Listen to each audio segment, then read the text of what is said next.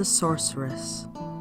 After vainly trying to remove the stone splinter from his forehead, Thor sadly returned home to Thrud-vang, where Sif's loving efforts were equally unsuccessful. She therefore resolved to send for Groa, or the Green-making, a sorceress noted for her skill in medicine and for the efficacy of her spells and incantations. Groa immediately signified her readiness to render every service in her power to the god who had so often benefited her, and solemnly began to recite powerful runes, under whose influence Thor felt the stone grow looser and looser. His delight at the prospect of a speedy deliverance made Thor wish to reward the enchantress forthwith. And knowing that nothing could give greater pleasure to a mother than the prospect of seeing a long-lost child, he proceeded to tell her that he had recently crossed the Elivagar, or ice streams, to rescue her little son Orvandil, or Germ, from the frost giant's cruel power, and had succeeded in carrying him off in a basket.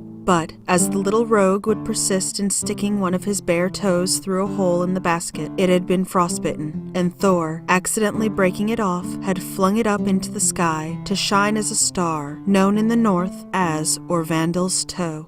Delighted with these tidings, the prophetess paused in her incantations to express her joy, but, having forgotten just where she left off, she was unable to continue her spell, and the flint stone remained embedded in Thor's forehead, whence it could never be dislodged.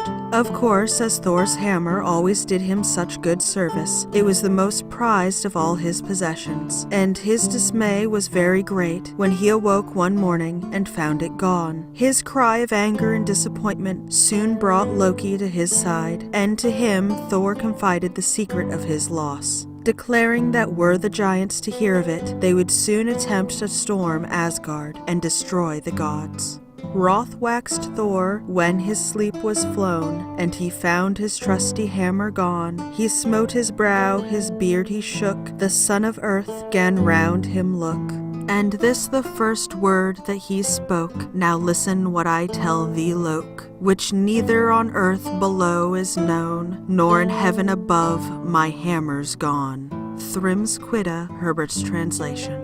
So that was Groa the Sorceress, the 8th section of Chapter 4 of Myths of the Norsemen by Helene A Guerber, Thor. I will be working my way through this book section by section, and if there are any other public domain books that you would like for me to read, please leave a comment below. Did you enjoy this video? Then subscribe for more, and be sure to check me out on Facebook and Patreon. Thank you for listening, and have a lovely evening.